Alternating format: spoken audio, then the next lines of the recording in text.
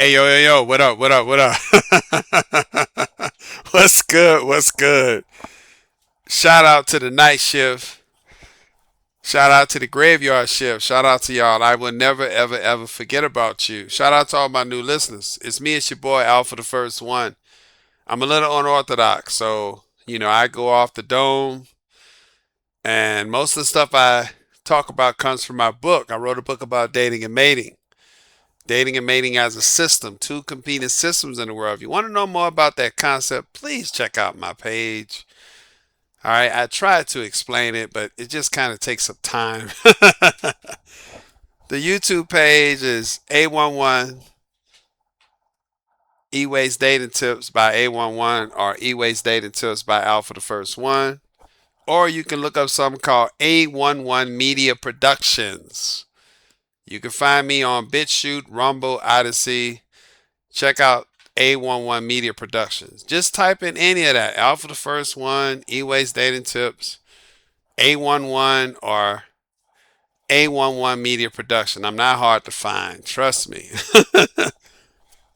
Tonight's topic is probably going to be my hardest, most controversial, and I'm going to say stuff tonight where I'm going to dare YouTube AI to ban me. Yes, I am. I'm going to speak freely on this topic tonight. I'm not going to use code words because that's part of the problem with this topic. The use of language, the subversion of definitions. Yeah, this is a very good one. This is a very serious topic. So buckle up. It's going to be it. This is the one where you want to put me on some headphones and really get into whatever you want to do. You got to change a motor. You got to change the transmission. Shout out to them boys on the 4th of July weekend where I'm in California. They got engines for $1.50. Not $1.50, but 150. We say $1.50, you know what I'm saying? They got them for $150. I might go grab one myself this weekend. $150. You can get a new LS engine, $150. You can get a turbo, $150. Diesel, $150. I mean, come on. There's no reason why you shouldn't have a brand new engine for your car with them kind of prices. Come on, man. That's food stamp price. Okay. I think I'm going to go get me one this weekend. I think I'm going to do it. All right. So if you got something to do like that, this is when you want to listen to me because this shit here is deep. This is a very deep subject, and I did write about it in my book. I talked about how gender ideology is illogical. It's illogical and it has no effect on either dating systems. I want to make that very clear. That is the main reason why I'm talking about this subject. Because in dating and mating, I believe there's two competing systems. All right. And with the two competing systems, the unregulated dating system, which is GPS, and the regulated dating system, which is SPG, transgender, gender ideology, whatever you want to call it, it has no bearing on those systems. Shout out to my rainbow folks who are listening to me. As I've said, if rainbow people can get something out of what I talk about, I have overachieved. I'm going to say that again. If rainbow people, in terms of their dating and mating within their community, if they can get something out of what I said, I have overachieved. Why am I saying that? Because I wrote my book strictly for heterosexual relationships. Focusing on what? Love? Absolutely not. Focusing on meeting the biological imperative. What is the biological imperative? Reproduction. Absolutely. That's why I say right off the top, gender ideology has no bearing on either system. It does not because they don't fulfill the biological imperative. Boom. This is going to get ugly tonight. I'm going to finally speak my mind tonight. And the reason why I'm going to speak my mind, because I've been waiting on something to happen and now I can do it. And if YouTube wants to ban me, so be it. The Supreme Court, for the third time have said gender ideology has no constitutional legal footing. Boom. They have done that 3 times.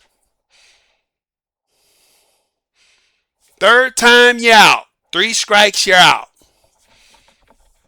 And they're telling the gender ideology folks, if you want to keep going, keep bringing them up, we're going to strike you out. Now, when has this happened? It happened with Skermeti. Look up the Skermeti case.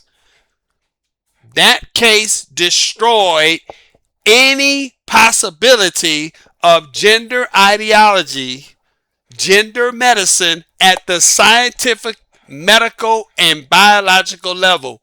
Boom. They brought the case to the court, and it didn't hold up under scrutiny. It didn't hold up under arguments. They couldn't even justify why performing these experimental surgeries on children was valid. Boom. I can say this now, YouTube AI.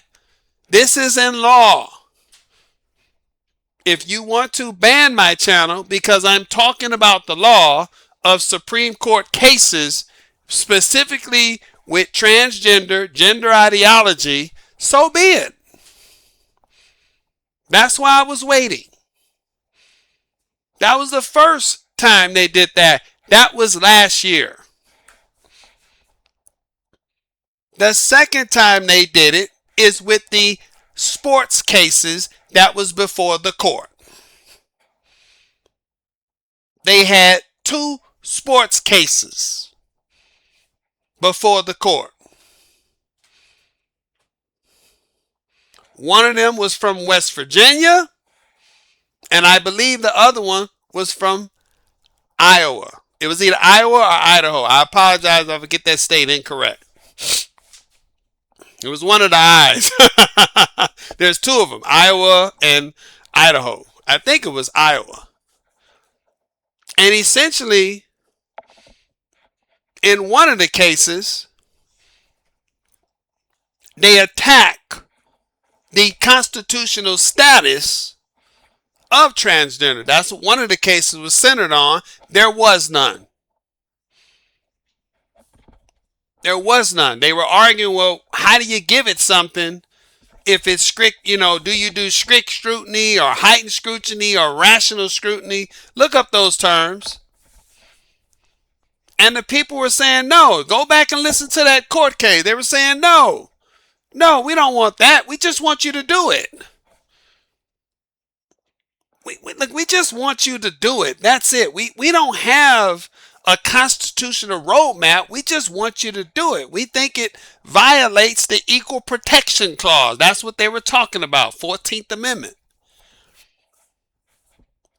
And the person said, well, how in the heck are you going to want me? Shout out to Judge Alito. He said, how in the heck do you want me to give you constitutional status, a quasi-suspected status, which constitute strict scrutiny if it's a new status, or intermediate scrutiny if it's a quasi-suspected class? How do you want me to do this and you can't define what you are? Boom.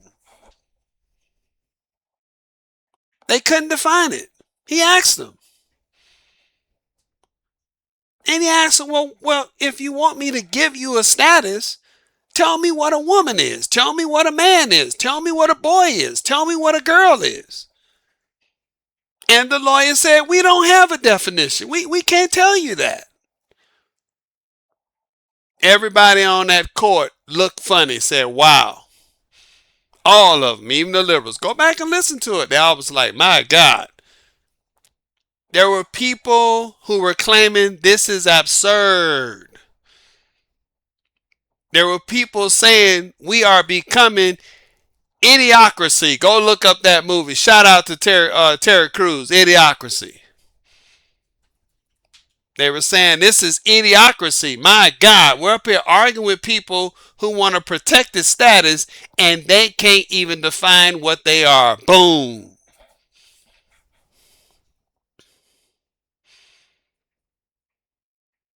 And you listen to some of these people and you ask them, well, what is transgender? They will throw up all kinds of stuff that's not transgender, but make you think that it is, such as intersex. Intersex is a new term. The traditional classical medical term is hermaphrodite. Look that up. Hermaphroditism is a genetic defect. See, this is the problem that I have with these people. They've taken biology and they've taken terminology that has clear meaning, clear definitive meaning for clarity. And they've made it in some unethical dilemma that you can't say the truth. This is ridiculous. When I tell y'all that genetic defects is not like X-Men, the cartoon, I'm telling you the truth. I'm sorry to say this. When you get a genetic defect, right, to this day, on this day in 2026, damn near every genetic defect, not all, almost every genetic defect that a human being can be born with, it's not good. It will cause serious medical conditions. Some of them don't. Some of you have what's called a attached earlobe. Some of you have a detached earlobe. If you don't have a flap on your ear where the earring is supposed to go on the bottom of your ear, not in the middle and all that stuff, you have what's called a non-detached earlobe. It's one continuous form of flesh. It's not detached. There's no flap. If you can pull on your ears and see that little round part where the earring go at, that's a detached little earlobe. Look that up. That's a genetic. If you don't have it, that's considered a genetic variation. It is a neutral defect. It is what it is. More people are born with detached earlobes than there are attached earlobes. Look that up. See, you can't talk about science with these people because they make it into some pseudo moral idea. This is ridiculous. And that's very dangerous because people who are considered intersex, mind you, now I'm going to break that word down. But the people who are intersex, they are born with serious medical conditions.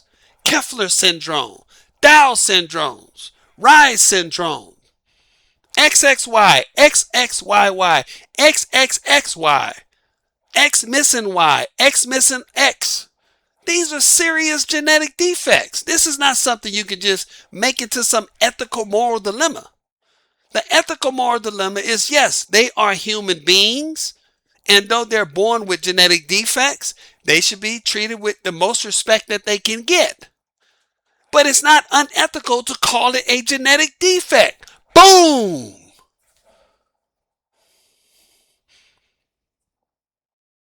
So when I tell you anybody who's born with a Y chromosome, SRY chromosome, is a male, regardless of how he developed in the womb, that is biologically correct.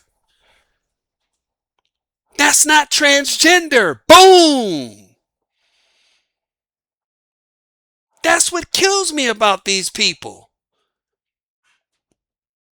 They've taken my beautiful science and mucked it up with some Marxist pseudo utilitarianism ethical bullshit, which doesn't hold up. They keep throwing it on people. In my opinion, if I was a hermaphrodite or intersex person, I would sue the gender ideology activists. I would sue them. You have legitimate reason to be concerned with them. They're taking your clear medical condition and trying to muck it up.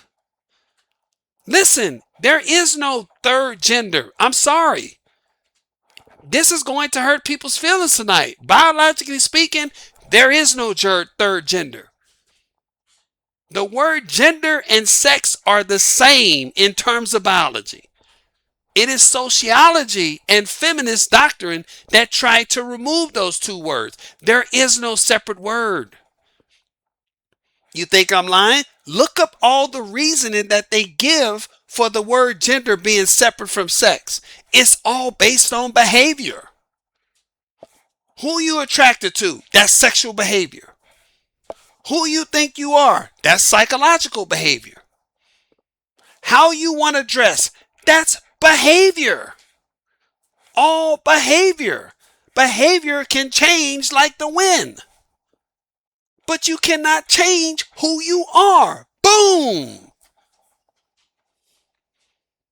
There are numerous cases of all kinds of animals displaying unorthodox behavior. Have you ever seen those pictures, if it's not AI, all right, where they have lions laying next to lambs and laying next to deers in the Serengeti? And people say, oh, that's so sweet. Look at the lion. Oh, look at that lion. That lion is evolved. That lion is developed a friendship. You know, to draw some kind of sentimental, to some sentimental feelings for the lion and the damn deer laying amongst each other in the wild. Then the damn male lion show up and kill the deer and eat it. And everybody, he's so mean. He's so terrible. Mean and terrible, that's what he's supposed to do. Unorthodox behavior that an animal can display does not mean it's a different animal. Shit. A lion laying next to a deer is still a lion. Ain't nothing changed. There's been numerous cases of animals displaying what some would call homosexual behavior. Meaning, I have dogs. Y'all know I have dogs. My female dogs lick each other every freaking day. I don't get it either. I can't reason with them and ask them why they do it, but that's how they communicate with one another. They literally lick each other's crotch every day. It's kind of disgusting to watch. I hate watching it. I can't stand it. But that's what they are. Does that mean my Siberian Huskies are now rainbow LGBTQ Huskies? No. They damn near all of them had puppies with my male. It's their behavior. That doesn't change what they are. Are they now male Huskies because they're engaging in possible, rainbow activity? No, that logic don't even apply to animals. This is the foolishness that's been going on. And now I can talk about it. I told y'all I'm unorthodox. I had to get that off my mind. Because tonight I'm going to tell you why transgender was created to destroy feminism. Boom. It was absolutely created to destroy feminism. I gave you a little preview on it. Why? On it right there. So I want to make this very clear. The idea that a behavior that a person displays, who they sleep with, how they dress, what they think they are, somehow changes who and what they are, that's false. That's simply scientifically impossible. When you put fake breast in a man, castrate him, which they call a pseudo-vaginoplasty. When you do that stuff, you still have a man. You just physically altered the man. You have not made him a woman. This is a biological fact. Period. The only reason why we throw those words out there is because they have taken over academia and they have threatened people with losing tenure, losing research funding, shaming them, ostracizing them from academic groups so that they can sit there and bastardize and legitimize biology. This is ridiculous. This is absolutely insane. It's nuts that it had to go this far. I've been waiting to do this one, y'all. As y'all can tell. And I had another channel that got banned, and I think this was the reason why. But if they take this one down, I'm not coming back to YouTube. The hell with YouTube. I'm saying it right now. Because everything I'm saying, I can back it up with scientific, biological, 100% proof evidence. I don't even need a research study. God damn it, you can't change your chromosomes. Boom! There has never been a man on this planet or a woman who has ever changed their chromosome to my knowledge. If they've done it in some secret experiment somewhere, underground Russian lab, please let me know. I will nominate you for Nobel Peace Prize. I will do it today. Let me tell you how we got here and what spurred my attention and why I put this in my book, that transgender was created to destroy feminism. About 3 years ago, I seen this TV show with a host called Trevor Noah. Trevor Noah used to be on this Comedy Central show. I don't know what it's called. I can't remember the name of it. But he was I think it's called The Daily Show or something. I don't know what it's called. You know, I didn't grow up with cable TV.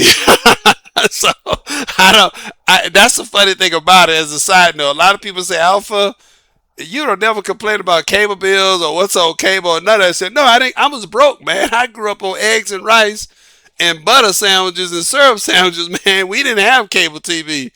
We had three channels: ABC, NBC, and when Fox came out, and a little bit of CBS. That was it, man.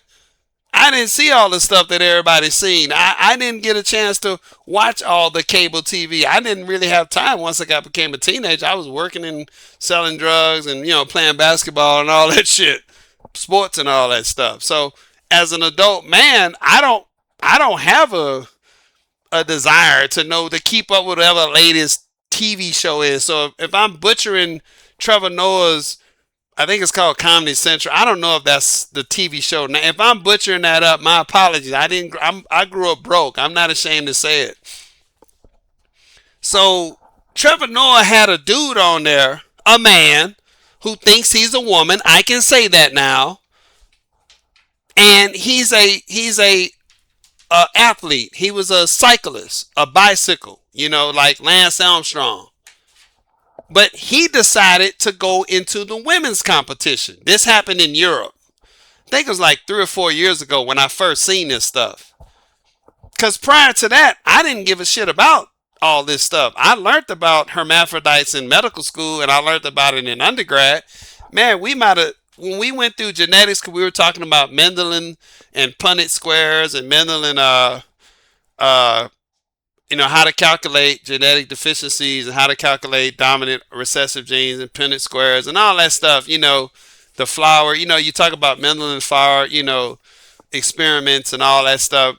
When we went through genetics and I took a little bit of genetic cell biology, we talked about we always talk about genetic defects at the end. They always talk about, Down syndrome, Round syndrome, Kepler syndrome, things like that. They always talk about them after they explain to you how it happens, where the genetic defects occurs. It's usually,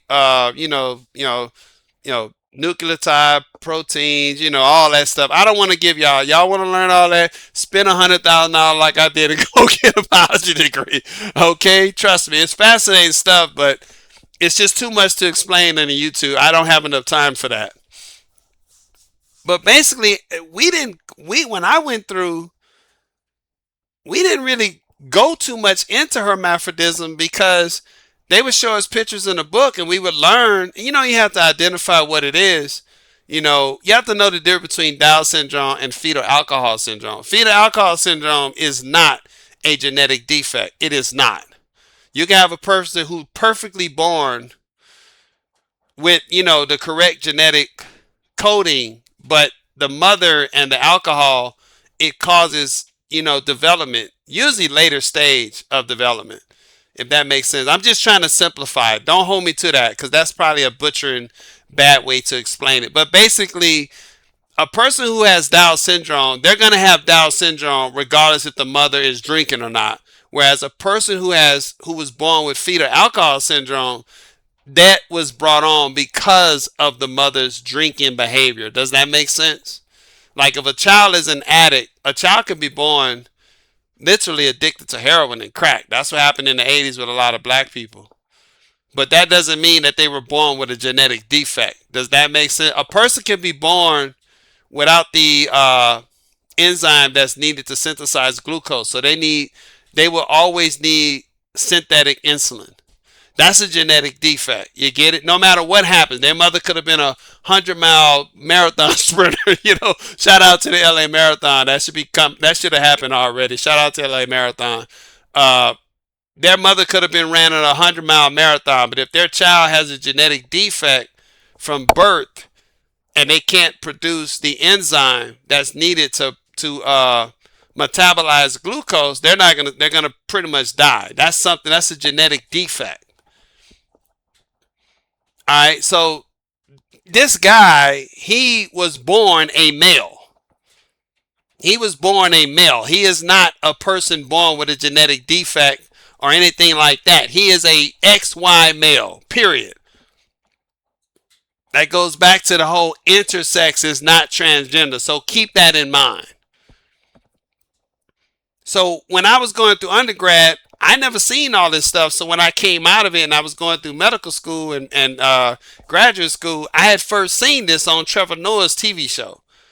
And I was like, what is this? And this guy was talking to him. And I was like, man. And I said to myself, man, that's a really husky face looking woman. I'm serious. I was like, damn. Boy, you know, because some women are, you know, XX women all day long. But, you know, it is what it is. Facial deformity. I mean, I'm not saying it's deformity, but I've seen some women with stronger jawlines than men. And that doesn't mean that they're butch or nothing like that. That's the way their body developed. So I'm looking at this dude and I'm like, oh shit, that's a man. Because he opened his mouth and I heard his voice. Oh man, that's a man. So I'm interested. I'm like, all right, let me take a look at this, you know. And Trevor Noah, he was asking him because there was a lot of controversy about what he did. That's when I first started hearing about it. He said, you know, we got to ask you some questions. The guy was like, okay, go ahead. He said, you do know that what you just did as far as winning the cycle, a lot of people are upset over it. They feel that you cheated because you're a man. You are a biological man. And the dude said, yeah, I was born a man, but I now identify as a woman. See, here we go. That's the first time I heard that. I was like, what? And because I was like, whoa, a man? But I identify as a woman. I thought he was joking. I thought it was a joke. I thought it was some kind of you know, like a crude, like, you know, like Jackass. I thought it was a Jackass joke or something. Like he really, or I even thought maybe he's a con man. I thought, did this guy just steal a trophy from women? You know, I wasn't thinking nothing about it. That's the first time I heard this stuff. And then he said, yeah, I was born a man, but I identify as a woman. And so Trevor Noah was like, yeah, I understand. I was, you know, you trying to be polite. I understand you identify, but a lot of the women you raced against said that is a problem because you're still a man regardless of what you identify as. And so he didn't really have a comeback for that. He shifted the argument. He said, yeah, well, they may feel that way, but all my paperwork says I'm a woman. And that's when my eyes started bucking like a slave. My eyes, you ever seen them cartoons when the dog jump up and say, woo, you know, his eyes pop out of his head. I said, whoa, what did he just say? He said, yeah, They may disagree with me being a woman, meaning they don't accept my identity. And he was like trying to say that's their transphobia. And we're going to get into that. See, that's that whole prescribing to put a negative on you if you're critical of what someone is saying. You're transphobic. You're misogynist. You see what I'm saying? You're trying to offer a general objective critique of something, and they will put a pre-shaming language on you to make it seem like you are an aggressor and that they are the victim. They're very good about that. Keep that in mind. So now Trevor Noah is saying, yeah, that's the core problem of it. And his eyes started bucking. His eyes damn near popped out and said, what do you mean by all your paperwork says you're a woman? Because remember, Trevor Noah, I believe he's British. I do believe he's British. I don't know if he's an American. If he is an American, I apologize. But I think his accent is British. And this guy was in Britain. So they were doing this show. I don't know if they were doing it in Hollywood, but it was basically, they were talking about what happened in the UK. And so he said, yeah, but all my paperwork. And he said, what do you mean about all your paperwork says you're a woman? He said, my passport says I'm a woman. He said, and my driver's license says I'm a woman. And my ID says I'm a woman. My birth certificate even says I'm a woman. And I'm kind of made of biological stuff. Keep that in mind. He said that real snarky and real sassy. And I'm kind of made of biological stuff. So since I'm made of biological stuff and all my paperwork says legally I'm a woman, I'm a woman. And everybody got quiet. The whole crowd got quiet. Go back and look at that. And I'm paraphrasing, so don't hold me to everything, but that's the gist of what he said. And Trevor Noah was shocked. His eyes was bucking out of his head. His eyes was popping out like mine. My brain started exploding with questions. I was like, how in the hell did this happen? How can a biological man, born a man, sit up here on national TV and say he is a woman in every matter of the law? And he twisted the quote-unquote concept of biological matter. Notice he said, I'm kind of made of biological stuff. Yeah, you're made of man biological stuff. Boom. You're not made of woman biological stuff. See how they say general vague terms? Well, this is about humanity. Yeah, humanity has two types of sex and gender, man and woman. Boom. So you have to complete their sentences because they leave it vague and generality so that they can throw out the ethical arguments to confuse you, to make it seem like you're some kind of oppressive person if you're talking about biological reality. So Trevor Noah was looking and I was looking, and that's when my mind started exploding. That's when I started researching this stuff. I'm dead serious. That's when I really said, I got to look into this. And my mind was going all over the place. I was looking at all kinds of research articles because the one thing that I was trying to identify, I was trying to see if they actually really did do it. See, the thing about science is that science changes all the time. Shout out to my biochemistry teacher. She was from, where was she from? Morocco. She was a Muslim. Shout out to her. She taught me that concept when I went through biochem in medical school. She was like, science changes all the time. And I was like, you know what, you're right. She was like, it never stayed the same. But she said, here's the key. You have to provide the evidence. And that really got me. A woman taught me that. Can you believe that? But I'm a misogynist, see? She taught me that. She said, science changes all the time, but you have to provide the evidence for the change. And she was explaining to me what she has to do as a biochemistry professor. She said, I always have to go to conferences every 6 months to find out what has changed. And I have to be there to question it and test it. She's like, believe it or not, my 10-year job here, they have to pay for that because I have to stay up to date on research. And she does research at the school as well. She does biochemical research in naturopathic medicine for herbs and things like that. And if y'all didn't know, damn near all your all your drugs, all your pills come from a plant. Look that up, okay? Damn near all of them. There are a few pills that are what you call synthetic, meaning they've taken inorganic chemicals and organic chemistry and it's all grown in a lab, meaning it didn't come from an actual plant. But damn near all of your medications that you take are derived from plants or animals, meaning there are certain animals that produce things that we take to aid in our health, such as anti-venom. All right, anti-venom. Did you know that there's no anti-venom to Black Mama venom? Shout out to Kobe Bryant. There is none. Shout out to Kill Bill. That's the most toxic. I do believe, I think it's the most toxic poisonous snake on the planet for humans, but I don't think it's the strongest venom for snakes. I think the most strongest venom for snakes, I do believe it's a sea snake. It's a snake that's underwater. A snake that literally hunts underwater, and that snake has a very, very toxic venom. I got to look that one up. All right, so we as people, we get our medications from, it's really three sources. It comes from our food, which is plants and animals. Plants meaning specific plants, and there are certain animals where their blood or the cells or the saliva. All right, if you want to know what's a simple one, it's dogs. Believe it or not, back in the days, human beings, when they started the symbiotic relationship between man and dogs, man's best friend. And I'm not talking about no fucked up, screwy sexual stuff, okay? All right, like zoophilia or nothing like that.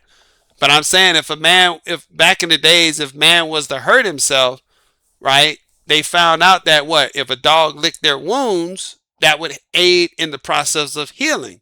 Now, at that time, they didn't know, but guess what? A dog's mouth is cleaner than a human. Look that up. Now, you might say, my God, Alpha, I've seen my dog eat its own crap, which is called keogi. All right? I can't say that word, keogi or choreography, something like that, where they eat their own feces. You say, my God, I've seen my dog eat its own vomit. I've seen my dog eat its own butt, How can that mouth be cleaner than mine? It is what is true. At the microbiological level, if you kiss your dog in the mouth, which I don't do, but if you was to, lick your dog's face or lick your dog's wound, you would be giving your dog more microscopic parasitic organisms than he would be giving you or she. You see what I'm saying? This is all before, but the bottom line is this: this idea that you can change a person, right, and just put things inside of them, that's simply false.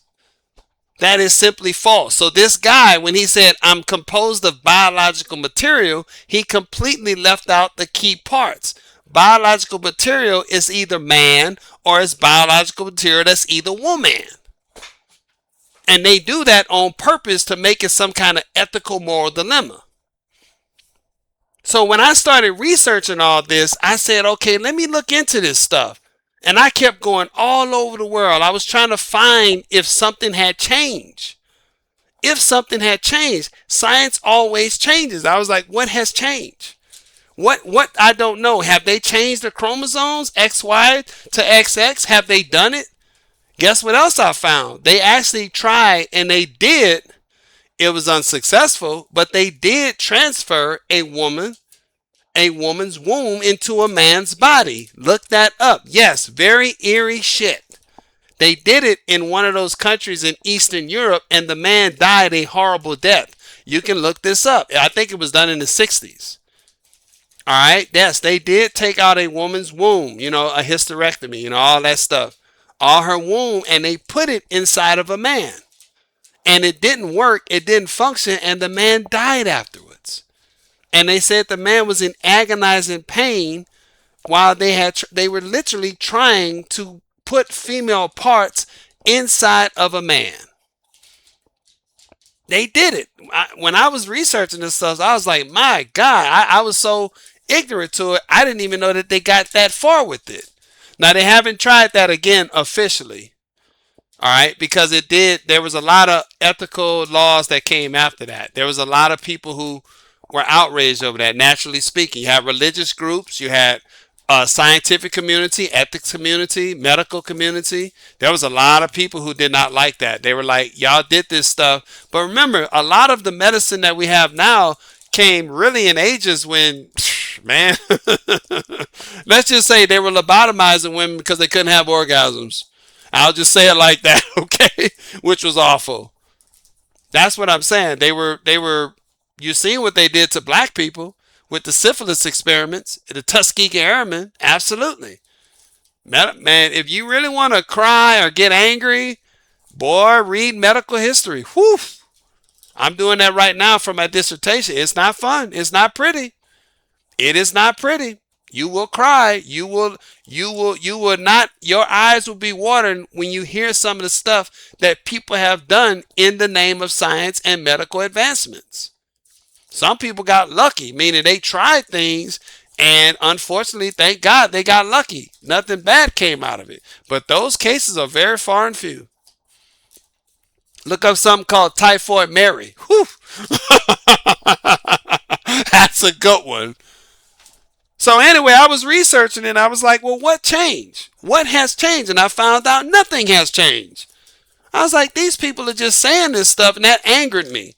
I was very angry because I felt cheated. I was like, they're sitting up here making these claims on TV as if this has happened. Because when they say these things, transgender women are women, and there's no difference between men and women. Isn't, what does that sound like? Bing, bing, bing. Look at that last word I got there. Feminism. There's no difference between men and women. Men and women are equal. That's what they say, right? So I'm sitting up here and I'm saying, well, what is this all based off of? Where's the scientific proof that they have done what they're claiming they have done, that they have changed a man from a woman to a man, or a woman to a man, a man to a woman, or a woman to a man? So when I really got down to it, the research kept coming up blank. And then all of a sudden, it just got to the point where they were saying, well, that's not, because at that time, they had something called the gingerbread man. Look that up. And they switched it. They said, no, we don't like the gingerbread man because it's still man. So they went to the unicorn. Look that up. A purple unicorn. Some mythological creature that may or may not have existed. And that was very strategic. They did that for a purpose. Because they were trying to sell this idea to people while still using the gingerbread man ideology, which represents what? A binary. That's why they try to say I'm non-binary, meaning I don't fall on either sides of it. I'm somewhere in between. That is biologically illogical. Boom. There is no in between. Remember I told you about intersex? See, this is the con job that they've been spinning with these words. That somewhere in between, that in between is intersex. No, it is not.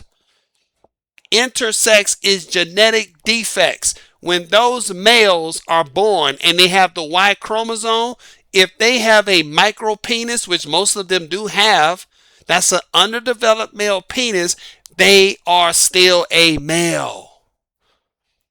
Period. They are still a male. For all intents and purposes, they are a male. And the same can be said for women. This is some evil shit that they did. So when people started pointing that out, they said, well, what if women go through menopause and now she can't have babies anymore? Does that, well, that means she's not a woman because y'all are looking at it just for reproduction. Fool! That is the most misogynistic statement I have ever heard in my life.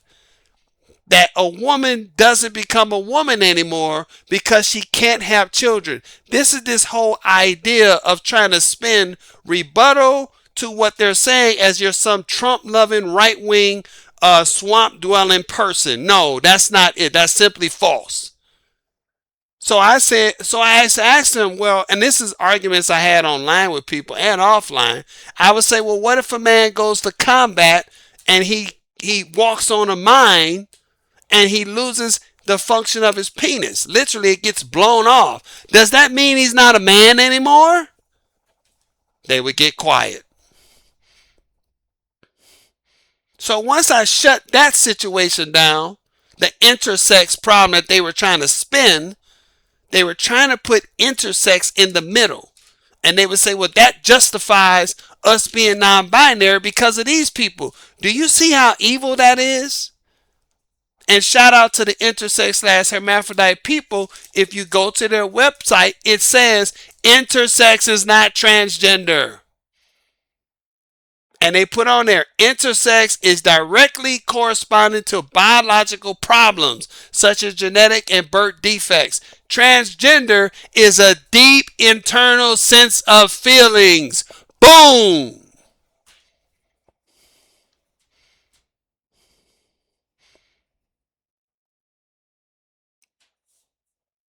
See, once you started going through and doing the deductive reasoning, it started falling apart. That's what I was doing. I got the motivation from that from watching Comedy Central, Trevor Noah. So I said, okay, so there is no biological foundation for what they're saying. Nothing has changed. So what are they using? How are they able to get this done? They didn't do it based on biology. How did they do it? They made it a moral argument.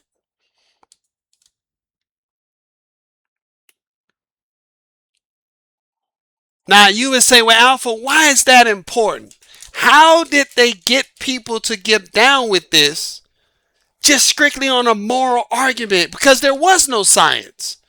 What I told you earlier, they were threatening to take people's jobs at the academic level. That's number one. There are several people, look this up, that have been getting record lawsuits against universities because of that. They were speaking out against it and they were threatening and taking those people's tenure because scientists were saying, you have scientists and non-scientists. You know, I say philosophy and natural philosophers. You had philosophers, which is liberal arts, and you had natural philosophers, which is the sciences, STEMs. They were both saying this is wrong, this is dangerous, and this is wrong. It's dangerous and it's wrong to say men and women are equal, biologically speaking. That is simply false. And they were firing those people. They were threatening those people. They were kicking them out of the group.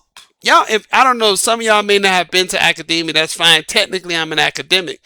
And it does become kind of group, group minded, unfortunately, where people, and there is this problem in academia where if you're not an academic, they do get closed minded. I have been in those groups. I've been president of an academic group, so I know where it comes from. I've done it. And one of the criticisms they've had of me is they've said, Alpha, why do you continue to do it? Why do you continue to hang around with people who would literally shoot each other over the fact that the New York Knicks won the playoff, won the NBA championship? Why do you do it? Because these people they don't have any connection to the real world. They really don't care about the real world. All they care about is their bubble of academics. That's all they care about. And I say I do it because I don't want those people getting the idea to come up here and take you out. And they all get quiet. Yeah, exactly. Who do you think's protecting you? Those people are protecting you from the fools who will shoot each other over the Knicks game. Shout out to the Knicks. And they just all get quiet. That's what they do in academia. That's one way you know you're winning an argument with an academic. Always remember that. When they get really silenced, that means you're winning. They're never going to concede. They're just going to get quiet. See? That's the cause you to have doubt. Don't have doubt. Keep going. Keep going. When you defeat and this is not all academics, but we have a really bad problem in academia now where they've been indoctrinated into culture Marxism, all that stuff. And that's one of the ways that they do it. They'll always try to make it an ethical, moral argument. That's what they will do. That's what they did on this transgender stuff. Because once you defeat them with pragmatic truth, which is the real world, they will always shift to that. When they can't beat you with the ethical, moral argument, then they're going to get quiet. They're going to just shut up. And that's the last option, to try to create doubt in you, to try to make it seem like that if someone's walking up and they see you talking, that somehow is possibly you might be assaulting them. That's the whole go being quiet, make it seem like you're a victim. Don't be fooled by that. Just laugh it off and say, yeah, I understand you're getting quiet because you're losing the debate. That's fine.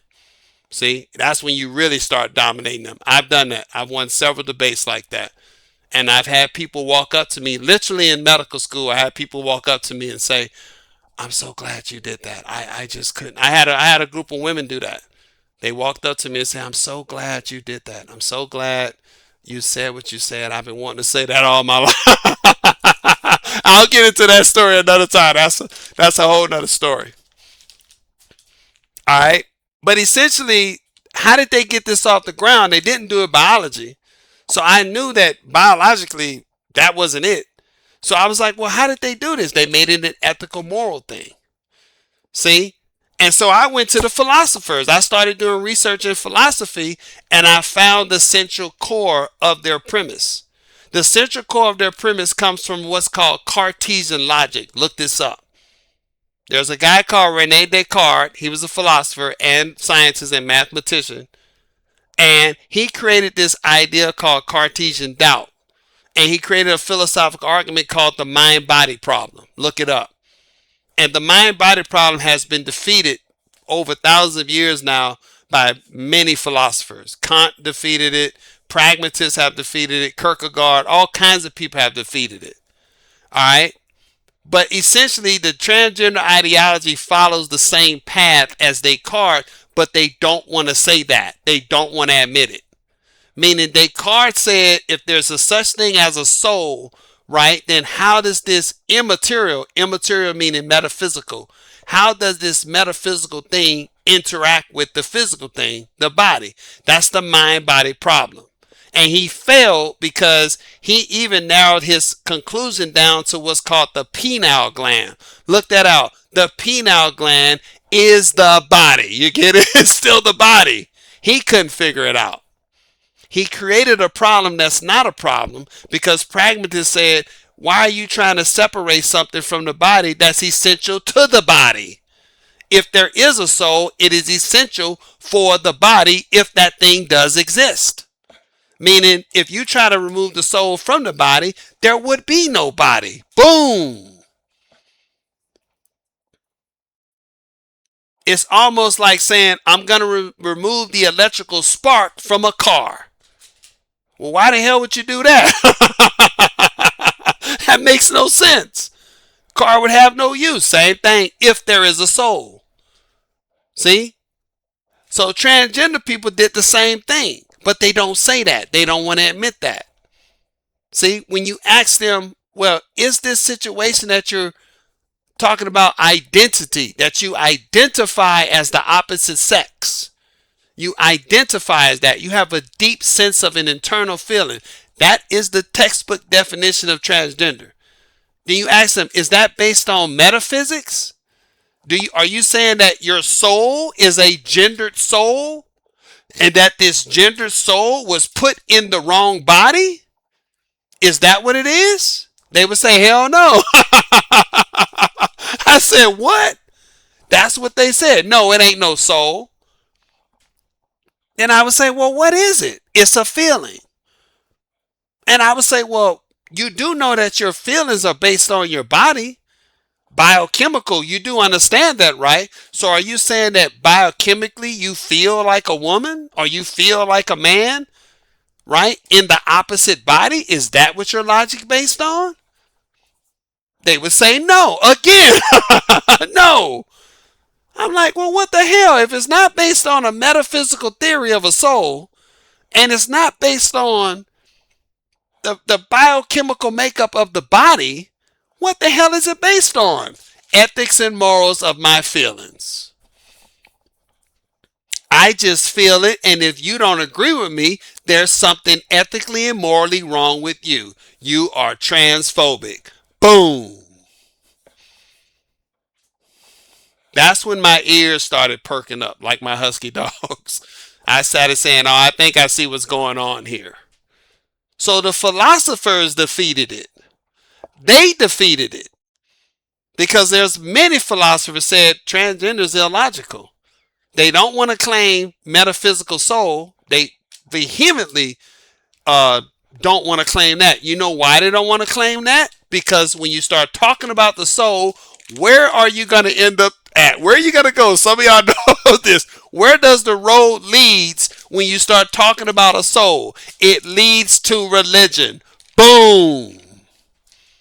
You cannot talk about the concept of a soul and not talk about any religion on this planet. That is impossible. That's the problem. I told y'all words matter. Words matter. Linguistics matter. That's one of the bad things about the English language. That's one of the good things about the English language. When I say good, put an apostrophe on that, okay? The bad thing about the English language is that one word can have 10 different meanings. Shout out to a rapper called 2 Chainz and Gucci Mane. Gucci Mane, 2 Chainz is known for doing what? Rapping with words that have 2 meanings. Gucci Mane wrote a song where he said, young Gucci Mane got a style so strange. Every word I use might mean 2 things.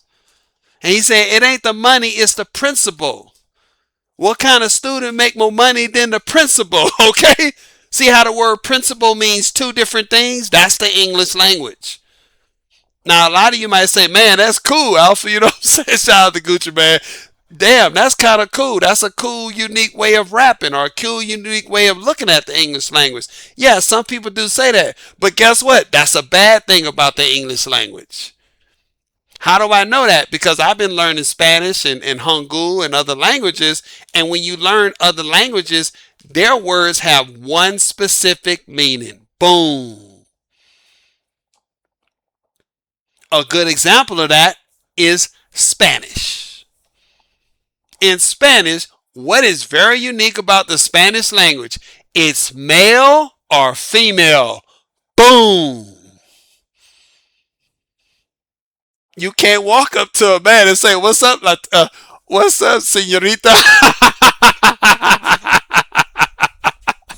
You might get cut or taken out. Shout out to my Latino brothers. You can walk up and say, "Hola, F.A." "Hola, señor." You can't walk up and be like, "Hola, señor." Matter of fact, when I was learning Spanish, I accidentally did that wrong. I actually did it to a female. I walked up and I said, "Hola." She was like, "Hola." And I was like, "Senor." She was like, "Senor." She was like, "You mean señorita?" I said, "Oh, I'm sorry, señorita, señorita." And I was like, hablo un poco de castellano, entiende, you know? She was like, okay, I get it. She started laughing. But at first she got offended. And she had every right to get offended. And did y'all know that the Spanish country has banned the term Latinx? That came out of the transgender foolishness. That happened about 2 years ago. They said all this transgender stuff, trying to change language to fit some ideological narrative, that's out. We're not recognizing any of that. Because they were trying to do something called gender neutral words in Latin and Spanish. This is complete foolishness. And they threw it out. They said, we're not, all the South American countries started banning Latinx. We're not doing that. They were calling it ghetto, trash Spanish, I mean, all kinds of stuff. People were hot. They were old people, young people. There were people offended. I mean, literally, they were, They were going hot around that. Latinx, don't you? And unfortunately, when people heard the word Latinx, they thought about what? Malcolm X. Shout out to my Islamic brothers in America, you know. Shout out to the nation. And they said, hell no, this is crap. That's what's causing us to have problems, black people. So when I started going down this road, I found that biologically nothing had changed. I found philosophically nothing had changed. And I found that they were making a lot of moral and ethical arguments to justify this deep internal sense of feeling. And if you don't feel it or if you don't agree with it, you're transphobic. So then I asked the question, well, how did this happen? That led me to the legality argument. That's what happened. Now, let me say this to the trans activist folks and the gender ideology people. I want to say bravo. I'm congratulating you on the political activism that you've done. I will give you that. I'm not going to lie, y'all. I'm jealous of them because they got organized and they got shit done offline. Boom. They got it done in law. Now, it was very weak law, which is being undone right now. It's being thrown out right now. But they did get it done. They got those passports issued. They got those driver license changed. They did it. They did it locally. By the time it came up federally, that's why you're seeing all these things being knocked down. And in the UK, they actually went all the way with the gender recognition certificate. Look that up. That right now, and I'm predicting it, they are going to get rid of that gender recognition certificate because the UK Scotland said what? In law, biology trumps gender ideology. A woman is a woman due to her biology. Boom.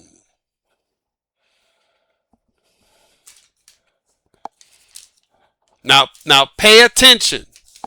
Stay with me. So the question is, they got this done with strictly ethical and moral shaming tactics. And they got it put into law. They didn't use biology. They did not use biology because the biological test just came up, even in the UK and in America, and they failed. So people say they did use biology. No, they didn't. There's something called WPATH. Look this up. I told y'all I'm killing this shit tonight. Look up something called WPATH. That's your guy, the doctor, Mr. Levine, who was Biden's assistant secretary of health. The man who called himself a woman, the first assistant secretary of health, which was a man. He was a part of something called WPATH. And WPATH was presenting themselves. It's an organization that presents themselves on the leading expert of transgender / gender ideology. Do your research on them. They have been turning and burning the midnight oil because they're getting lawsuits and they're getting attacked from across the world.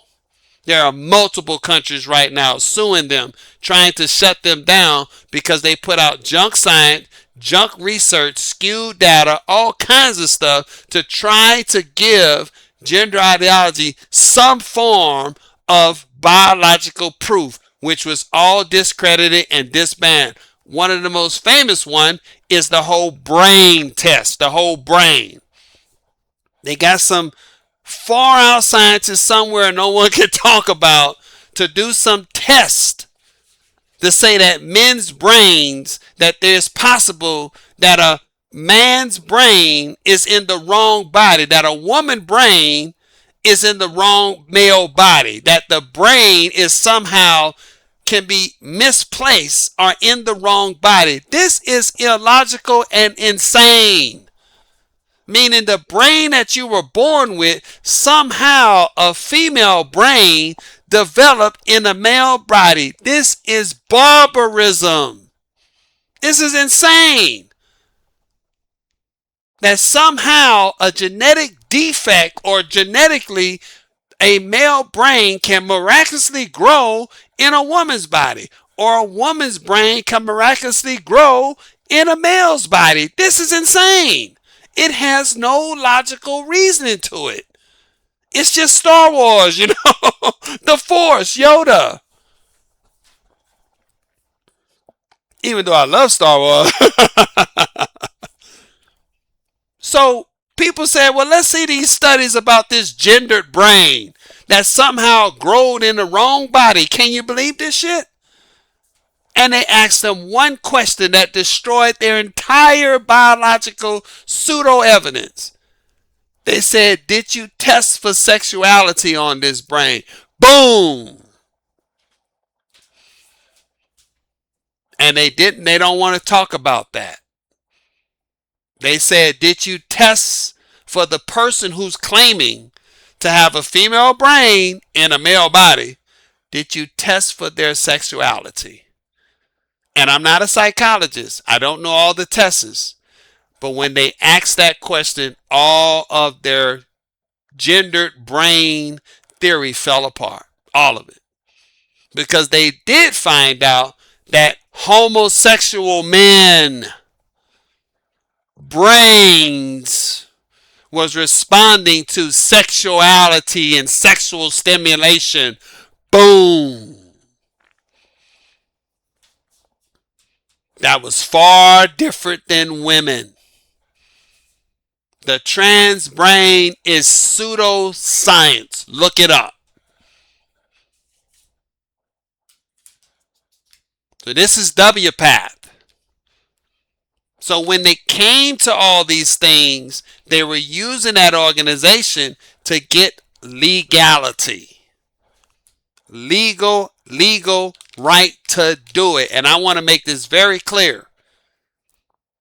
All right. There is the biological path to justify something.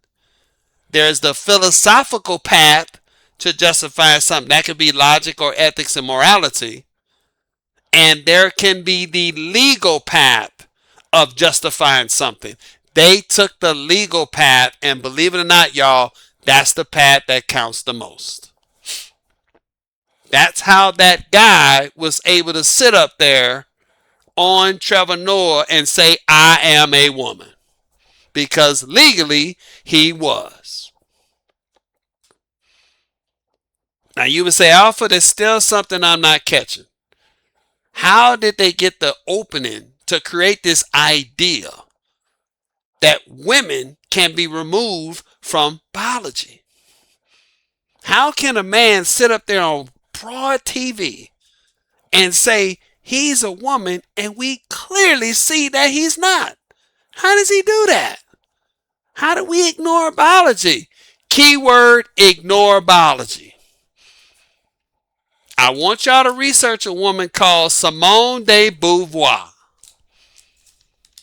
Simone de Beauvoir is considered the mother of feminism. Boom. Simone de Beauvoir said what? Women should not be defined by their biology. A woman is not born a woman. A woman has to become one. Boom. When she did that, that opened the door for transgender ideology.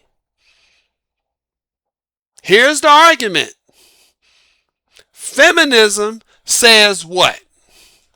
If we ignore biology, if we ignore it, men and women can be equal. If we ignore biology, gotta ignore it.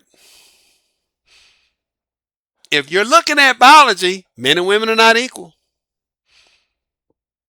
But if we ignore it, anything goes. Transgender said what? Okay, fair enough. I'm with you. Let's run it. If we ignore biology, and we are ignoring biology because Simone de Beauvoir said it, She said it. Absolutely. Wrote the Bible called what? The Second Sex. Look it up. With a man called John Pierre Sarr. Shout out to John Pierre Sarr. She was John Pierre Sarr, side chick, and boo. Boom! Look that up. John Pierre Sarr is known in philosophy as a famous existentialist. My God, I'm smoking it tonight. I told y'all I'm a bad motherfucker. John Pierre Sarr was an existentialist. He was married, and his child chick was Simone de Beauvoir. Boom! And that's why she called her book The Second Sex. Look that up. How much influence he had over that so-called feminist Bible. They not going to tell y'all this. They not going to tell y'all this because they don't want you to know. They want to keep you in the dark. But I'm bringing it to the light today. On the graveyard shift. Shout out to the graveyard. So the transgender folks said, yeah, we're going to ignore it too. Yeah, we're going to ignore this thing called biology. Absolutely. We all with that, Simone. Let's do it. So transgender women are equal to biological women if we ignore biology. Boom. We ignoring it too. We all with you. You want to make men and women equal? Fair enough. We ignore biology and make it happen.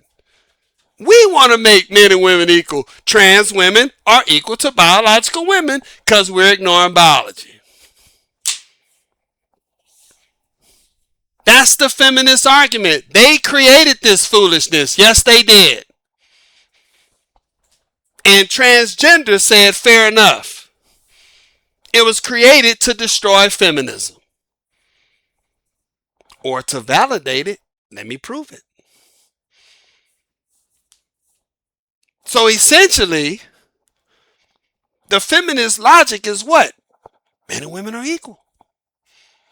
Why? Because we're ignoring biology. There ain't no difference between men and women. Well, what about that Alpha, the first one? That guy is 6'6", 240.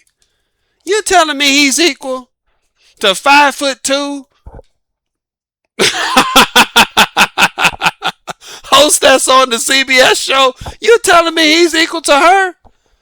I'm looking with my plain eyes and I see Big Alpha, the first one, his big ugly 6'6", size 18 shoe ass, and you telling me he's the same as 5'9" Taylor Swift?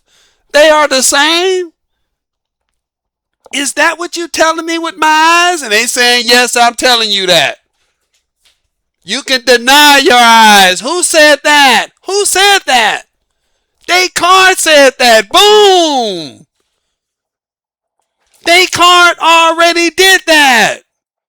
I can deny reality. I can deny this world because my senses are flawed. That's Cartesian logic, which leads to Cartesian flaw. Boom! This is why they don't want you learning philosophy. They want you fighting over religion all day. And the Knicks winning the championship. You better start reading philosophy and you better start reading it fast.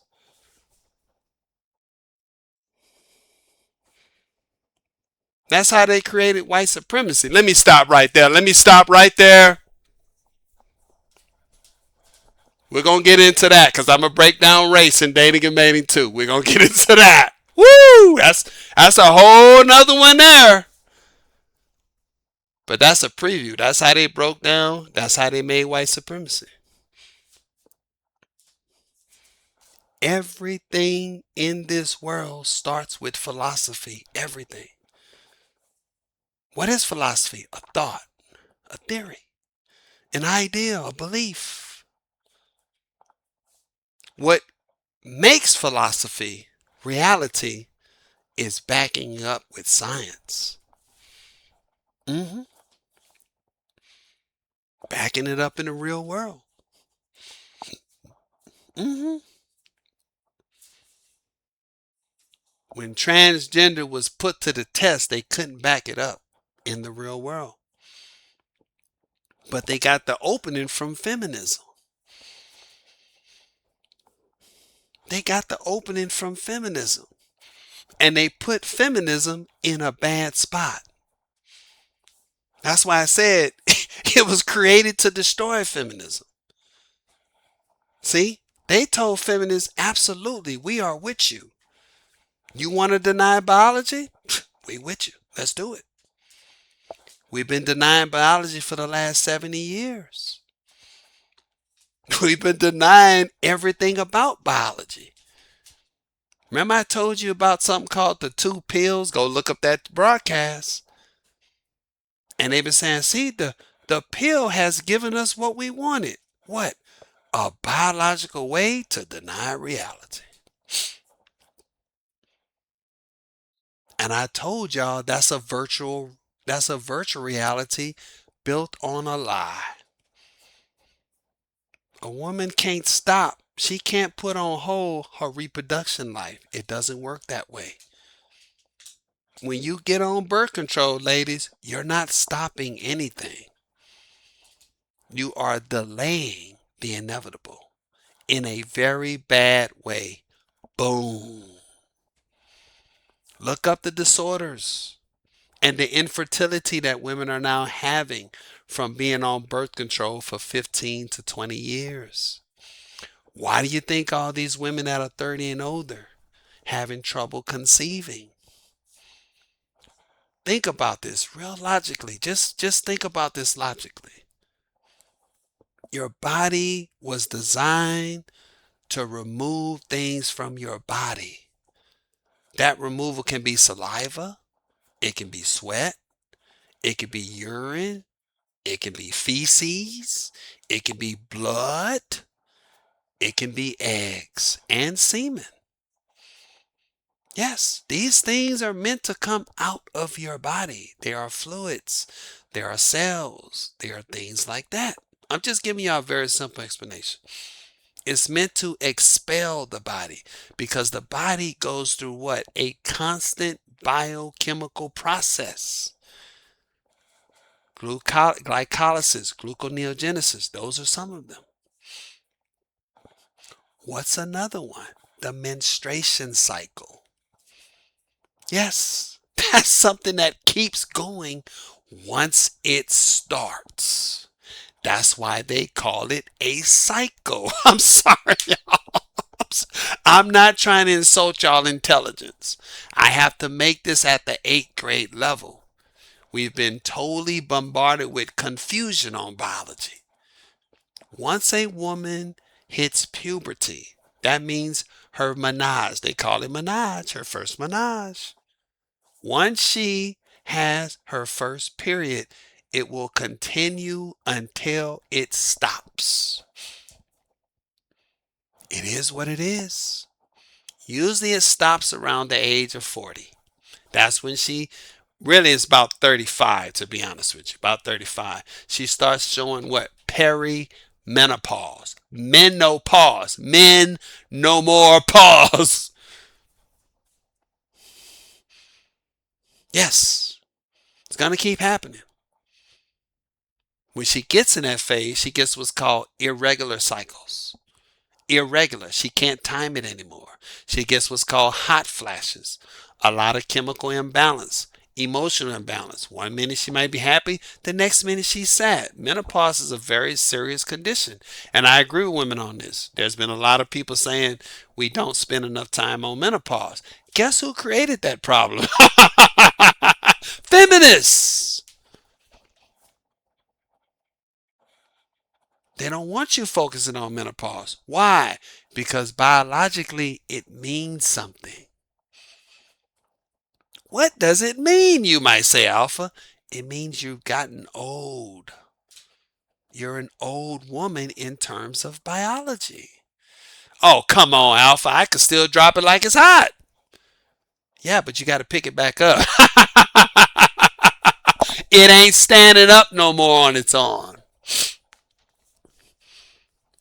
And in terms of biological reproduction, the biological imperative, you would be the worst candidate. Boom.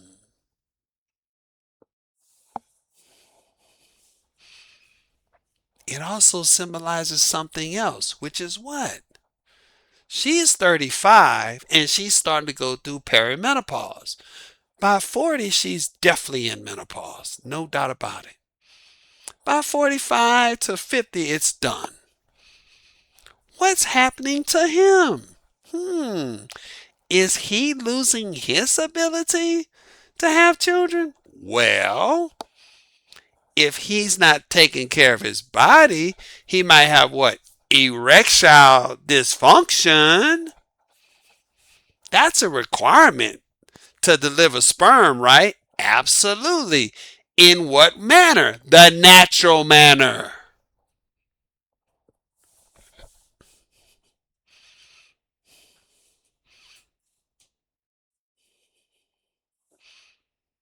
All these women you hear saying they're having children at 40 something, even 30 something. Don't be fooled. That's IVF treatment, which is based on what? Biology. Boom. We want to ignore biology, but we still want to rely on it. That pill has done nothing for women other than give them an artificial reality. And they told them, since now you don't have to be concerned with that cycle, we're ignoring biology. You're equal to him. Equal in what way? Equal in what way, Alpha? I'm still not getting it. Equal that you can run around, have all the sex you want, and not have to be concerned with getting pregnant. Boom. Now, y'all do know birth control is not 100%. Neither are condoms. Birth control is actually not that pretty effective, by the way, when you look at it. Look that up. But we're ignoring biology. That's what we're doing. We're imagining, right? Right? Then they come off birth control and find out they're infertile for the rest of their lives. Why? Because your body was designed to remove those eggs at a certain time. What is that time? Every 25 to 30 days. Somewhere in that range, that egg, which is called the follicle, has to come out. It was not fertilized. It will what? Shed. That's where the period comes from. Endometrial lining. Let me stop. Probably not going to get laid because I'm thinking about science too much. Women hate when you start talking about science, by the way. Don't ever talk about science trying to get laid. Make the money that scientists made, but do not talk about science. It's not going to help you get laid. And so essentially, you have a bunch of women running around here delaying the inevitable, denying biology. But then it comes up and rears its ugly head. That's what happened with transgender. Remember, feminists said what? Let's deny biology. Transgender said, fair enough, I will deny biology. And they were able to get all these things into law. That's what they told society. This is how we're going to get it all into law. And they was on a run. Women got into men's spaces. Transgender got into women's spaces. Women was able to get DEI. Right? What women? White women. Mostly white women. Transgender started using what? DI. Yes, they did. You got to be inclusive. And look what it did for the last 70 years till it came to a point. And what is that point? A good example of that point is you need to go back and look at a movie called Starship Troopers. In Starship Troopers, there was a scene. There were multiple scenes. There was the sports scene. Remember the football game they were playing? That football game had what? Men and women playing football together on the same field. Absolutely. Knocking each other heads off and all. Ain't that something? Yes, it did. Guess what else they had in Starship Trooper? They had a shower scene. Go back and look at that shower scene. What were they doing? Taking a shower in an open bay bathroom. They also had a barracks scene. What was the barracks scene? They all slept in the same barracks together. There was what? Gender equality. In that movie, you got a representation of feminism.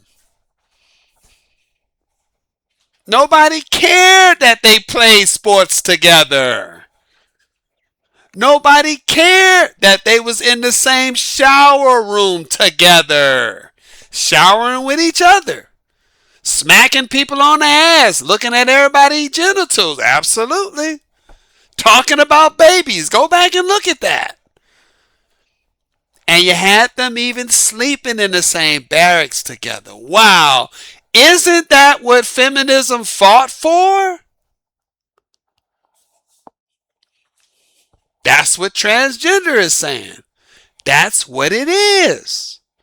If you want gender equality, you gotta accept transgender. Boom. Why is that important? What did I tell you what happened in the UK? And it just happened in America.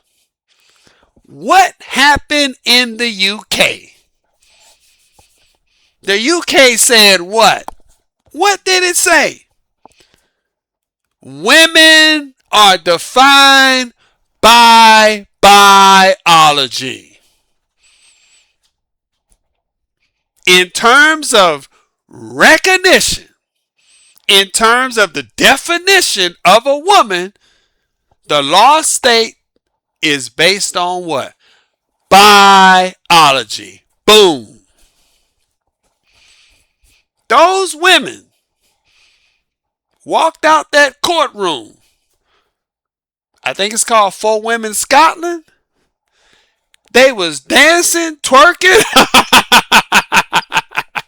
Wasn't very entertaining, you know, a bunch of old women out there dropping it and can't pick it up. Booty doos and fupas and bubble gums and tortas.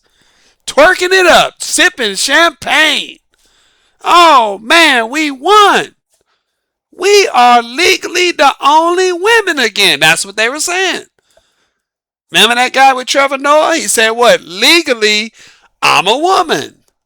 After for Women Scotland, legally, he's not a woman. Why? Because of biology.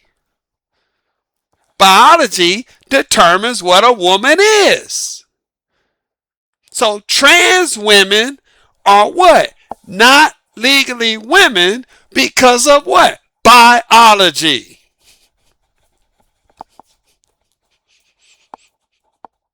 Remember the argument?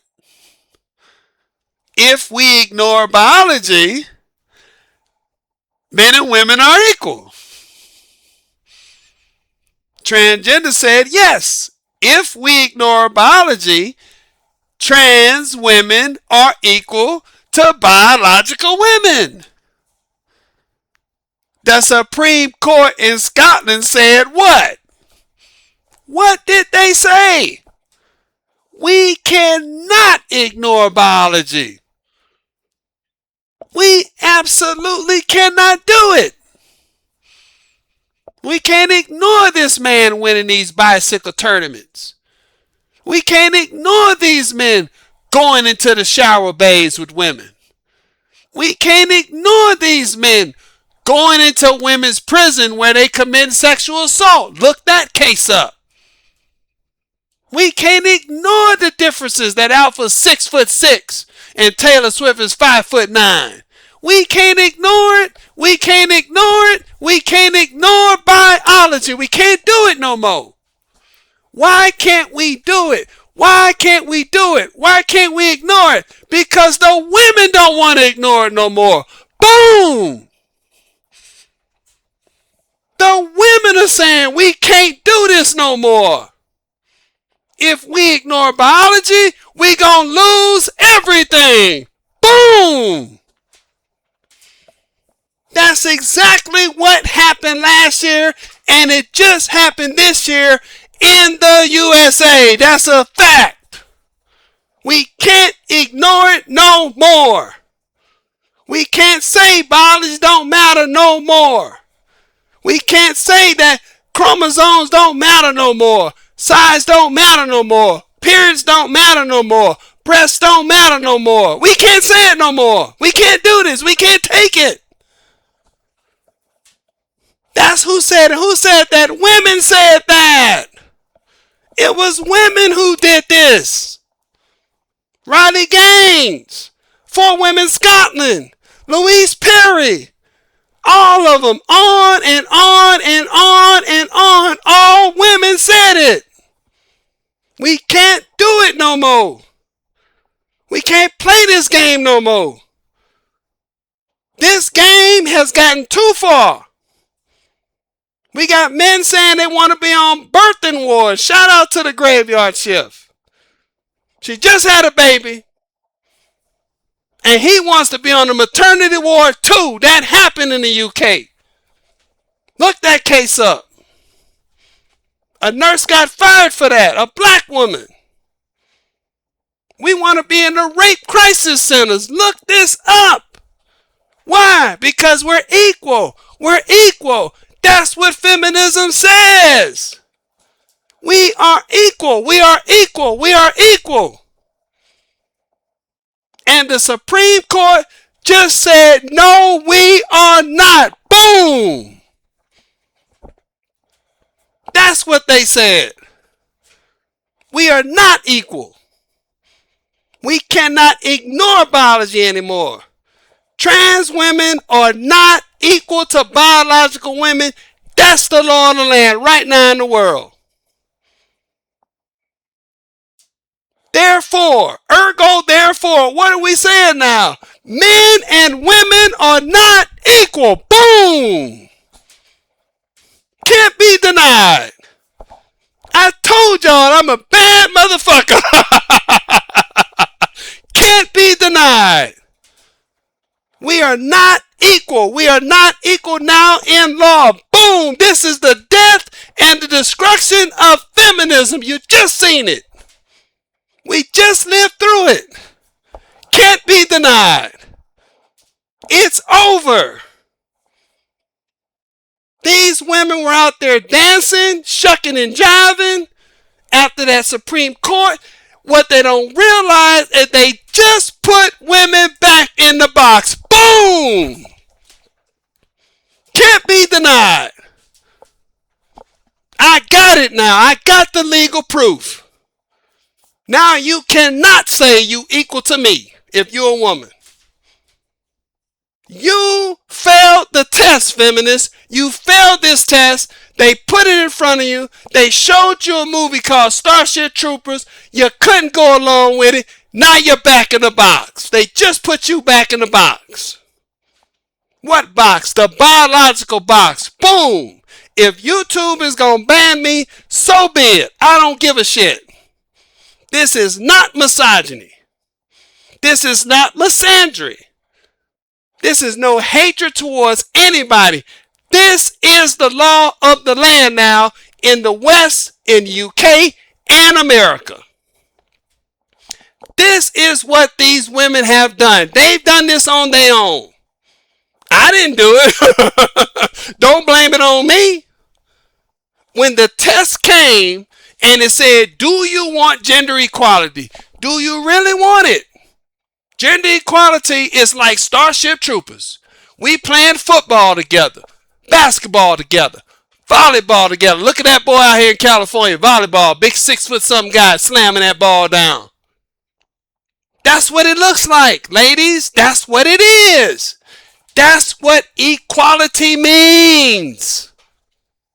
No difference. We are in the same places and spaces together. You cannot be a feminist and not support transgender. Boom! I made that statement to a lady on YouTube. I'm not going to say her name. But she runs a YouTube channel. And I don't want to give her no bad publicity. She had no response when I made that statement. She claims she's a feminist. And I told her, well, you must support gender ideology. What are you talking about? What? I don't support none of that stuff. She's one of the women that worked on For Women Scotland. Now what are these women doing when I pointed, I'm not a feminist no more? Pay attention, men. This is critical. I want every man to pay attention to what I'm saying. They are going to shift this stuff now. Feminism is dead. It's done. Legally, it has no foundation. If you think I'm lying, look up an organization called the 19th News. The 19th News, and I've talked about this before, they have put out multiple memos and articles saying women do not have enough constitutional protection in America. Look that up. They want a Bill of Rights for women. Boom.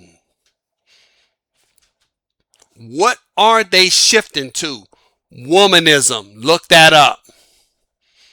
I've said this and I'm going to say it again. There has never been, ever on this planet, a non-white feminist. Boom. The only feminists that have ever existed is white women. What are all these other non-white women are? They're womanists. Womanist is not feminism. Womanism does not want equality with men. Womanism wants to dominate men. Boom.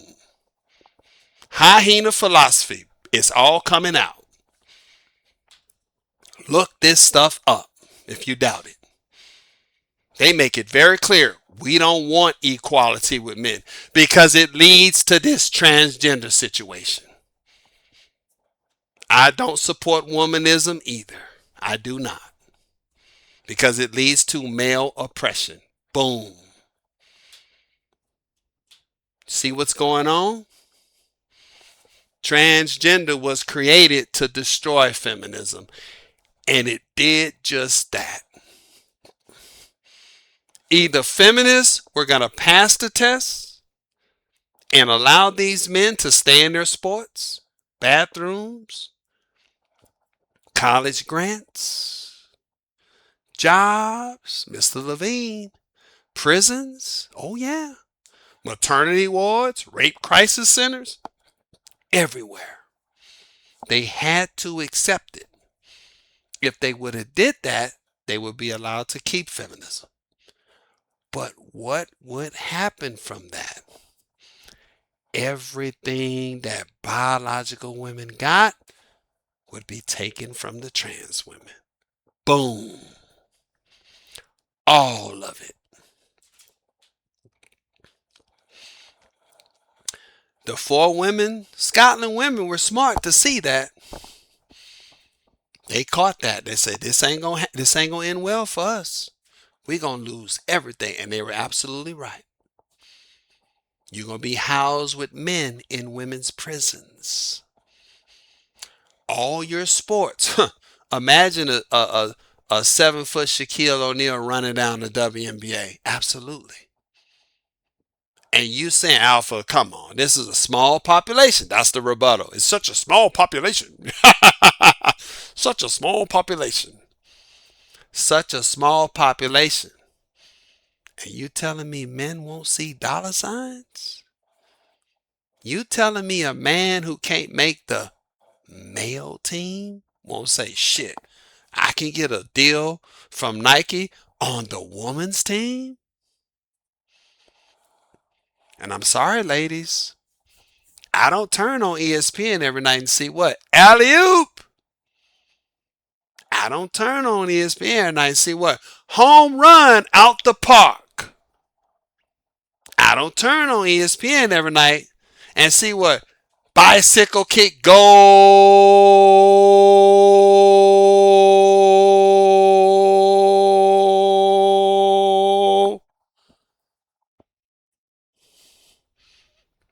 I don't see that from women's sports. Every night? That's every night on the man's sport. That's top 10. Free throw line, boom. Alley oop, boom. 70th home run out the park, boom. Bicycle kick, boom. World record in track, boom. Goalkeeper stopped, boom. I don't see that every night in women's sports, and that's unfortunate. There's biology, ladies. People like to see what men can do. Don't get me wrong. There are some women's sports that are very entertaining. And it is based on athleticism, not just the kind of clothes they wear. Okay? But let's be honest, ladies. Most of the sports that are very entertaining for us to watch that y'all participate in, it's mostly because of the clothes and the type of women that are in it, such as volleyball, very popular sport, such as softball. And no offense to my sisters playing basketball, but it is what it is. They've been complaining about what? Too many lesbians in the game. They've been complaining about sexual harassment, heterosexual women. Look that up. The WNBA is propped up by what? The NBA. Boom.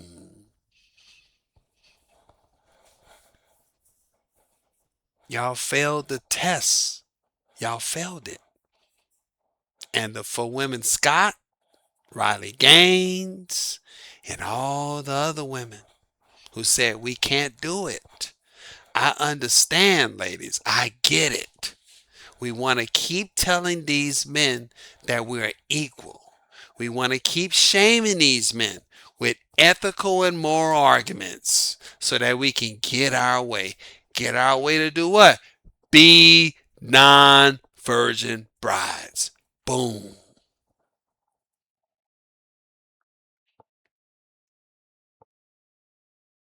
And that's where my book come in.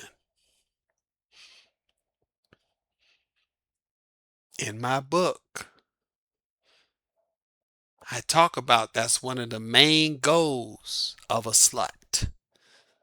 Her goal was to convince the good girl, the only true conservative trad-based woman, to be a non-virgin bride.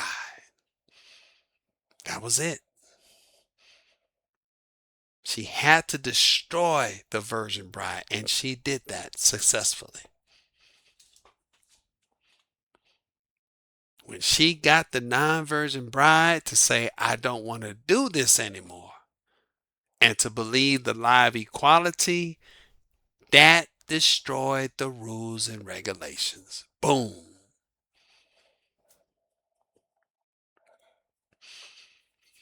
And that's how we got here today.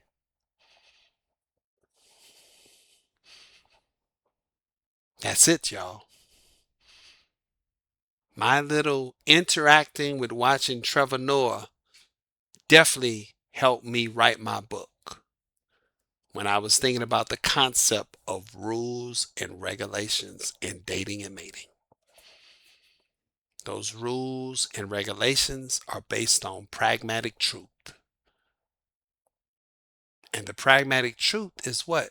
Men and women are not equal. We are not equal. We're just not equal. And there's nothing anybody can say to deny that now. That is in legal law.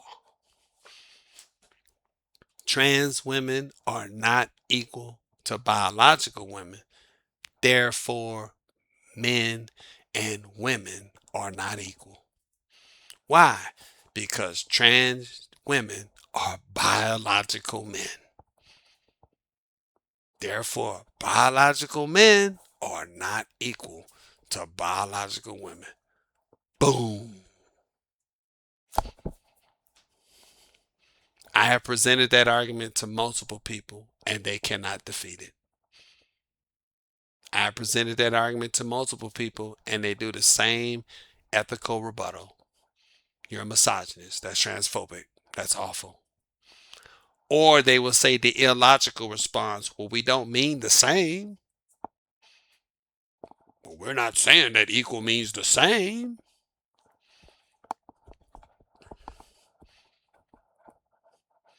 That's the most asinine, illogical rebuttal I've ever heard in my life. We're not saying 1 plus 1 has to be 2. Those ones can't be the same. They don't have to be the same. We're just saying they're equal. Why are we just saying that? What about biology? Ignore biology. There it is. See that? We're not saying that they're the same. We're just saying they're equal. Equal based on what? Based on the law. The law just said we're not equal. That's not what the law said. What did it say? It just said women are defined by oh my God, we've just put women back in the biological box. Boom. I'll end it on this. I heard one woman, can't think of her name. One woman said this after that ruling came out. She said, y'all have no idea what y'all have just done. Y'all have no idea the implications of what you have just done. You have put women back in the box and you don't even know it. That's what just happened with this Supreme Court. Those 2 decisions they made. They don't even recognize gender identity. It has no suspected quasi-class. It has no legal bearing. The women are celebrating. There's an old saying in New Orleans. We say what? Don't laugh too much because you'll be crying later. Don't laugh too much because you will be crying later. Have y'all ever seen those Mardi Gras masks? Go look up the Mardi Gras masks. There's 2 masks. There's a laughing mask and there's a crying mask. That's where that statement comes from. Fat Tuesday. What does Fat Tuesday mean? In French, that's Mardi. Mardi Gras. Gras means fat. And Mardi means Tuesday. Fat Tuesday. Happy Mardi Gras. We're going to do what? Go out and get drunk. Fuck. Do everything we can before what? The big fast. Fast of what? The fast that the so-called man did. The one who said that he was God. The one that they killed. That's what the story says. We're going to fatten up on that day, Fat Tuesday. And then the next day we're going to be crying about all the stuff we did, asking for forgiveness. I told y'all I'm not religious. But I do know the word. I do know it. I was raised in the South. That's one of the reasons why I'm not religious. I've had multiple religious groups ask me to join them. Multiple. Multiple. I've had the Freemasons ask me to join them. I won't do it because they all have fundamental illogical positions that I can't agree with. Christianity has too many loopholes. There's too many loopholes in what? Dating and mating. Absolutely. Too many loopholes in it. You gotta forgive me. You just did a 100-man gangbang. It don't matter. God said you still gotta forgive me. That's what they're doing. You can't judge me. That's what they're doing. Too many contradictions. Too many of them. That's why I wrote my book, to present a secular dating system concept that is going on. A secular system that has rules and regulation based on logic, science, outcomes, and statistical data. All that equals what? Pragmatic truth. The pragmatic truth is this, y'all. Transgender was created to destroy feminism. And it did just that. One way or the other, feminism was going to die. The feminists failed the test. If they really wanted to keep feminism, they were supposed to allow those men into everything, all of it. Everything. Bathrooms, sports, you name it, even grants and scholarships. Why? Because there's no difference between men and women. We're equal. They failed that test. And by them failing that test, they have now legally ended feminism. Now the government doesn't have to acknowledge the equality because there is none. There is no equality between men and women. They just said that. Biology says that. That's the rationale behind it. What is the logic, Alpha? Biology. How can that be? We can't ignore it anymore. We can't ignore it anymore. Well, can we go back to ignoring it? No, we can't. Why? Because the women won't allow it. We just tried that. Don't you get it? We just tried to make men and women equal. The women said they don't want it.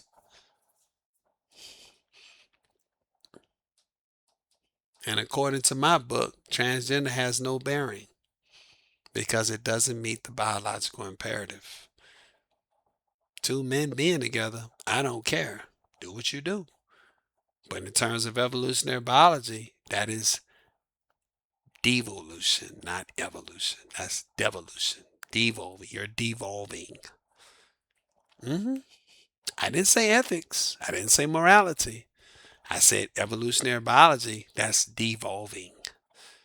Why? Because two men, two women, they can't reproduce. If everybody becomes that, guess what? Human beings go extinct. Unless we come up with what? Some biological way to do it. And what is that biological way to do it? Scientific way to do it. IVF. Absolutely. Or we can do it the natural way. We just won't be together afterwards. Meaning, just for human reproduction purposes, we're going to go ahead and sleep with each other. But after that, that's it. We're not going back with each other. You see how that sounds? You see the foolishness on that? You see how it's illogical? It just doesn't add up. See what I'm saying? Well, we can all be this and still reproduce. Okay. How is that working out? Not too good, is it? There's who has the highest divorce rate right now? I think it's the rainbow community. Look that up. Who has some of the highest domestic violence rates right now? Yeah, that's the rainbow community. hmm And I love y'all to death. My neighbor's rainbow. Got no problems with him. Glad he cut his grass. He did a good job on that one. So that bear was over there at his house the other night. I told him, I said, hey man, you need to be careful. That bear's hanging out in your yard. I don't want you to get eaten. But if everyone did what he did, we wouldn't exist. That's the pragmatic truth. We can't ignore biology, y'all. We can't do it no more. So when I tell y'all transgender was created to destroy feminism, I'm telling you, mission complete. Feminism is done. It's dead. And I'm going to be the first person to say it. It's not dead because women are giving it up. It's not dead because women want to be trad wives. It's not dead because of the manosphere. It's not dead because everyone decided to just say, oh my God, it's just wrong. We got to get rid of this. It's dead because women failed the test. The women failed the test. They were supposed to allow it. They were supposed to let it go forward. And the women said, we can't do that. We can't allow the men to take everything that we supposedly have or don't have. Can't allow them in my bathroom. I can't allow them in my maternity ward. I can't allow them into my jet cell. That's too much. I can't have a man sit next to me as a potential or convicted rapist in the same jail cell with me. I can't do that. I can't look past that. I can't do it. Sorry. I know Simone de Beauvoir wrote the Bible, but she didn't think about the practicalities of her teaching. She just didn't think it out. Why? Because she was getting her back blown out by John P. Sarr. So I'll end it on that, y'all. Transgender was created to destroy feminism. Mission complete. It's done. The UK ended feminism, and the Supreme Court just ended feminism. And I'll be the first person to say it. And if this gets my channel banned, so be it. I'll have it on BitChute, Rumble. You can find me over there. But I'm going on the record and saying it, that feminism is now legally dead. It's done.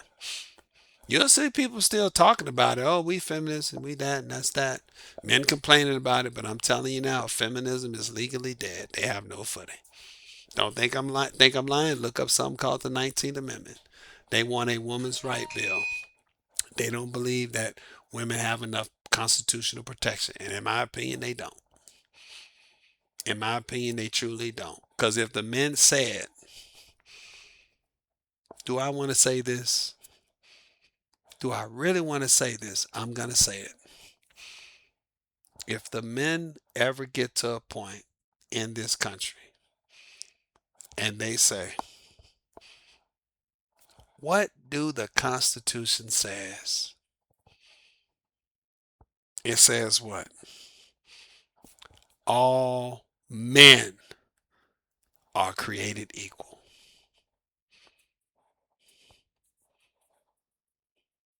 I'll let y'all think about that one. Anyway, let me get out of here, y'all. I gotta go. I gotta go make some groceries. Shout out to the graveyard shift. Shout out to the night shift. This is my longest broadcast. I will try to break it up if I can, but if not, break it up on your own. Do 30 minutes at a time because I put a lot of information out. Please research everything I said. Everything. And you have to understand, feminism is dead legally. It's done. These people haven't woken up. They dancing in the streets saying, oh, we want our rights. We got women rights. But they just lost feminist rights. They just haven't noticed it. When they wake up from the drunken stupor of the high of getting a win at the Supreme Court, they will wake up and say, my God, what have we done? Because now men going to say, what? I want Boy Scout America back. That's coming. I want the Boy Scout America back. I want it back. Men going to do it. I want male spaces back. They going to do it. And women are terrified of that because what comes out of male spaces? Power. They know that. What comes out of women's spaces? Complaints. Fights. When men get together, what do? Power. Simmons, we're doing this, Simmons. That's what we're going to do, Simmons. That's how they talk in corporate America. Simmons say, that's right, sir. That's right. We're doing it. Tomorrow morning at the meeting, what are we doing? We're doing what we talked about last night, Simmons. Then we talk about this, Simmons. We did talk about it, sir. We're doing it. That's what they're afraid of. And they just brought that back to reality. All right, y'all, I got to go. It's your boy A11 Media Production. Shout out to the night shift. Shout out to the graveyard shift. Shout out to all the trolls. And for everybody else I forgot, peace!